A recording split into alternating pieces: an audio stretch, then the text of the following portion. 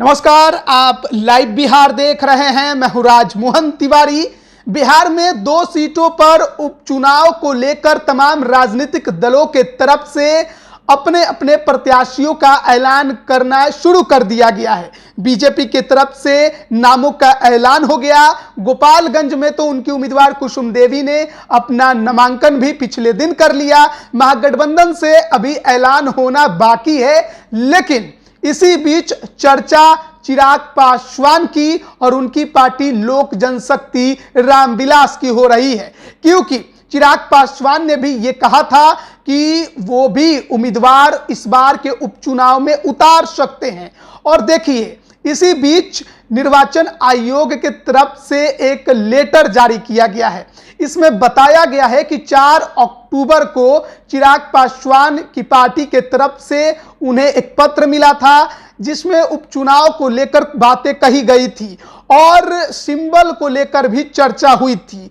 और दोबारा से निर्वाचन आयोग ने लेटर जारी करके बड़ी जानकारी दी है कि अगर चिराग पासवान की पार्टी उपचुनाव लड़ने जा रही है, चाहे जिस भी राज्य में लड़े, बिहार में या बिहार के बाहर महाराष्ट्र हो, उड़ीसा हो, जहां कहीं भी उपचुनाव हो रहे हैं, अगर वो उपचुनाव लड़ेगी तो उसका सिंबल क्या होगा। देखिए, 2021 में जब चिराग पासवान की लोजपा में टूट हो गई थी, चाचा भतीजे अलग हो गए, तो उस दौरान पार्टी के सिंबल को लेकर झगड़ा हो गया था कि आखिरकार बंगला किसका है। और ये मामला फिलहाल अभी निर्वाचन आयोग के पास है और इस पर अभी सुनवाई होनी बाकी है, फैसला होना बाकी है।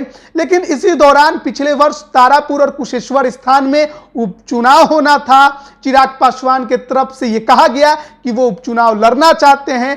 ऐसे में बंगले को फ्रीज कर दिया गया, यानी ना चिराग को दिया गया, ना पारस गुट को दिया गया, और दोनों ही खेमों को अलग अलग चुनाव चिन्ह दिया गया।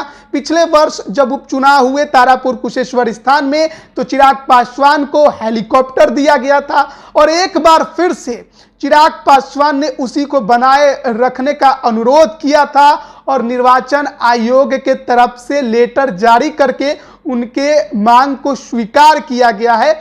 और लोजपा रामविलास का चुनाव चिन्ह इस उपचुनाव के लिए हेलीकॉप्टर ही तय किया गया है। साथ ही साथ जो निर्वाचन आयोग सचिवालय के तरफ से पत्र जारी किया गया है, उसमें यह भी कहा गया है कि लोजपा रामविलास को बिहार में एक क्षेत्रीय दल का दर्जा प्राप्त रहेगा। तो उपचुनाव का बिगुल बजा है, तमाम दलों के द्वारा तैयारी की जा रही है। लोजपा रामविलास चिराग की पार्टी की तरफ से उम्मीदवार कौन होंगे, इसकी चर्चा चल रही थी। इस बीच निर्वाचन आयोग की तरफ से जानकारी दी गई है कि अगर कोई भी उम्मीदवार चिराग पासवान की पार्टी लोजपा रामविलास उतारती है तो उसका सिंबल हेलीकॉप्टर ही रहेगा, जैसे कि पहले था। और देखिए, चिराग ने यह दावा जरूर किया था कि वो उपचुनाव लड़ भी सकते हैं। हालांकि उन्होंने ये भी कहा है कि वो फिलहाल किसी गठबंधन का हिस्सा नहीं है। ऐसे में देखना होगा कि आखिरकार कब तक चिराग पासवान उपचुनाव के लिए उम्मीदवारों का ऐलान करेंगे। क्या दोनों सीट लड़ेंगे या एक सीट लड़ेंगे या कहीं नहीं लड़ेंगे? नहीं लड़ेंगे तो समर्थन किसका करेंगे? बड़े सवाल चिराग पासवान को लेकर इस बार के उपचुनाव में घूम रहे हैं। नजदीकियां निश्चित तौर पर बीजेपी के साथ उनकी ज्यादा है, क्योंकि विरोधी खेमे में यानी कि महागठबंधन में नीतीश कुमार है, और जहां नीतीश कुमार वहां चिराग पासवान नहीं होंगे, ऐसा वो खुद कह रहे हैं। अब देखना बड़ा दिलचस्प होगा, क्योंकि नामांकन के दिन ज्यादा बचे नहीं है। 14 तारीख यानी 14 अक्टूबर आखिरी समय है नामांकन का। ऐसे में उसके पहले ही ऐलान करके नामांकन करना होगा अगर उपचुनाव चिराग पासवान की पार्टी को लड़ना है तो। अब इस पत्र के जारी होने के बाद उनके उपचुनाव लड़ने की जो आशंका थी वो और ज्यादा प्रबल हो गई है, और हो सकता है कि वो कहीं ना कहीं से उम्मीदवार दे भी दे या हो सकता है नहीं भी दे।